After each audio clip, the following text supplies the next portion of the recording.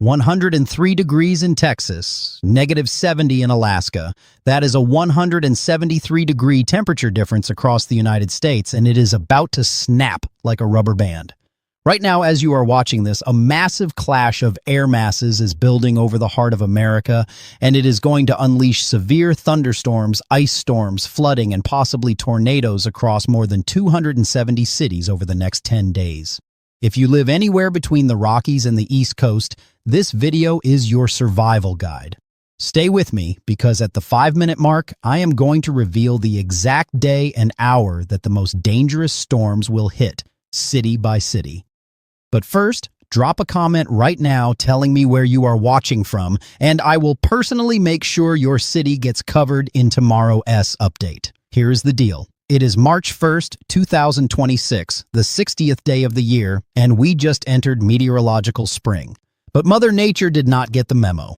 Yesterday, Laredo, Texas hit 104 degrees, shattering records. Meanwhile, parts of Alaska plunged to -70. That kind of energy imbalance does not just sit there, it explodes. And over the next 7 to 10 days, that explosion is going to play out across dozens of states. Now, before we get to the big Friday outbreak, there is a sneaky threat coming tomorrow morning that most people are not talking about. And if you live in the mid-Atlantic, this part could save your commute and maybe even your life. Monday morning, a classic cold air damming event is setting up along the eastern side of the Appalachian Mountains. Here is how it works. High pressure to the north is going to wedge a layer of freezing cold air right down through Virginia, West Virginia, Maryland, and Pennsylvania. On top of that cold air, warmer moisture is going to ride in and fall as freezing rain. We are talking about ice, not snow. Ice. And here is why that matters. Even a 1/10 of an inch of ice can turn every bridge, overpass, and highway into a skating rink. Let me give you the timing. The freezing rain starts between 4 and 5 in the morning Eastern Time on Monday. It peaks right in the middle of the Monday morning commute between 7 and 9 in the morning. And it lingers until early afternoon before temperatures finally climb above freezing. Now here are the cities that need to be on high alert. Frederick, Maryland, Harrisonburg, Virginia, the outer suburbs of Washington District of Columbia, Winchester, Virginia, Hagerstown, Maryland, and along Interstate 81 from Lexington, Virginia, all the way up through Martinsburg, West Virginia. The worst icing is likely going to hit Interstate 64 between Beckley and Lexington, right along the Virginia and West Virginia border. Salem, Lynchburg, Hillsville, you all need to be ready for this one. But wait, the ice does not stop there. Further west, Lexington, Kentucky, Louisville, Cincinnati, and areas north of St. Louis, all the way to Kansas City, could pick up a glaze of ice Sunday night into Monday morning. And riding on top of that ice, some snow. Cincinnati could see a couple of inches. Indianapolis is going to get clipped by heavier snow bands. Springfield, Illinois, areas north of Kansas City, and the mountains of West Virginia could see 1 to 2 inches of accumulation. It is not a blizzard, but ice plus snow plus morning commute equals trouble. Do not skip this part. If you are in any of those cities, give yourself an extra 30 minutes tomorrow morning. Now by Tuesday, this messy system lifts northward into the Northeast and New England. The Interstate 95 corridor from Washington District of Columbia up through Philadelphia, New York City, Hartford, and Boston is going to see a transition event. It starts as a little bit of snow, then changes over to sleet, then freezing rain, and finally plain rain as warmer air moves in. Upstate New York, the Adirondacks, central Pennsylvania, Burlington, Vermont, Manchester, New Hampshire, Portland, Maine, Bangor, Augusta, these areas could see a couple of inches of snow and some icing in the higher elevations. Travel is going to be messy Tuesday morning from Philly to Boston, but here is what you need to understand.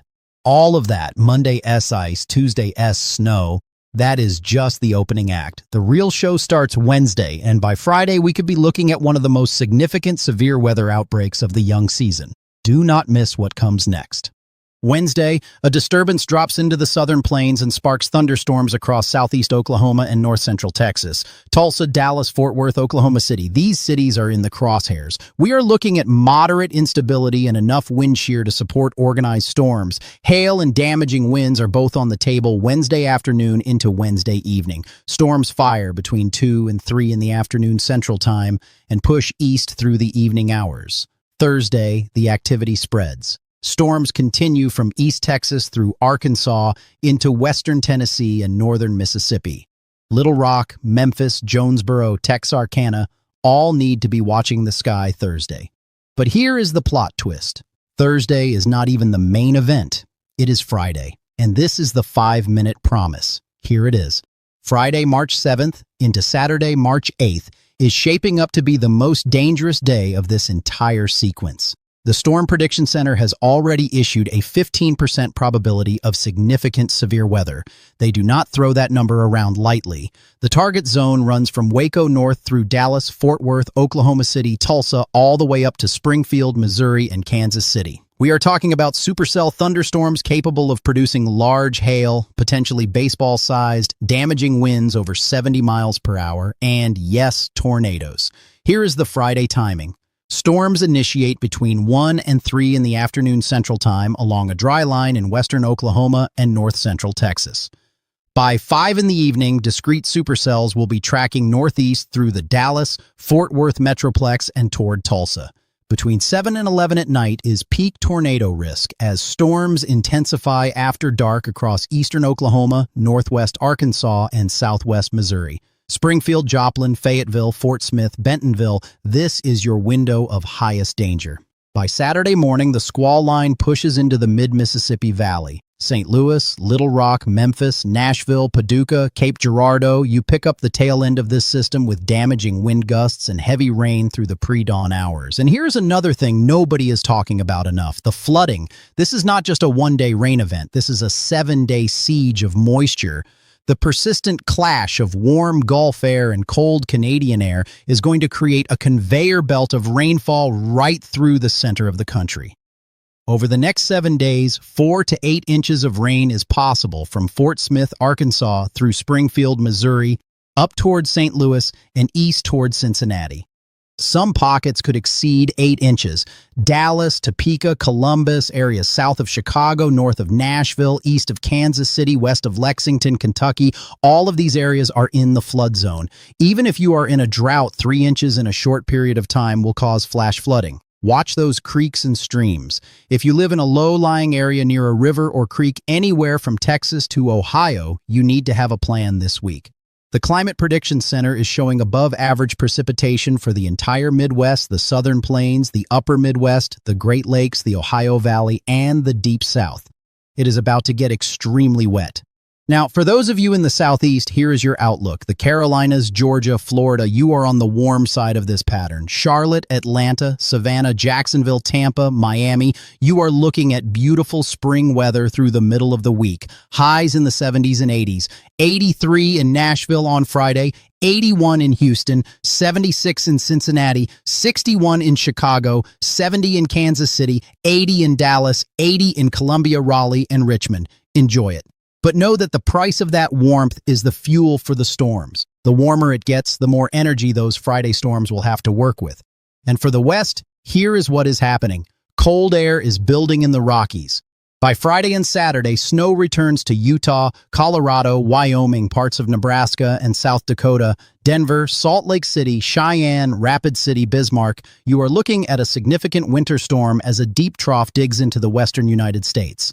Accumulating snow is likely in the high country, and some of that cold air will eventually spill east, setting up an even bigger clash around March 10th through the 12th. Both the GFS and European models are showing a major storm system around that time frame that could bring a massive winter weather side in the north and an extreme severe weather side in the south. We are watching that very closely. So let me give you the bottom line. Monday, ice and travel hazards from the Mid-Atlantic through the Ohio Valley and Central Plains. Tuesday, snow and wintry mix from the northeast into New England. Wednesday, severe storms fire in Oklahoma and Texas. Thursday, storms spread through Arkansas, Tennessee, Mississippi. Friday into Saturday, the main event, potential tornado outbreak from Texas through Oklahoma, Kansas, Missouri, and Arkansas, with heavy rain and flooding from Dallas to Cincinnati. Next week, another major system likely around March 10th through the 12th, with both winter weather and severe weather potential coast to coast. Now remember, I promised I would cover your city. I need your help. Drop a comment below with your city and state, and I will make sure you get a personalized forecast in tomorrow's update. Whether you are in Portland, Oregon, or Portland, Maine, San Diego, or Syracuse, Billings, or Birmingham, I want to hear from you. The more specific you are, the better forecast I can give you. And one more thing. Around March 10th, both major weather models are showing something that honestly made me do a double take. I am not going to reveal it yet because the data needs another couple of days to solidify, but if it verifies, it would be one of the most impactful weather events we have seen this spring. I will have the full breakdown in the next video. Make sure you subscribe and turn on notifications so you do not miss it. Stay safe out there this week. I will see you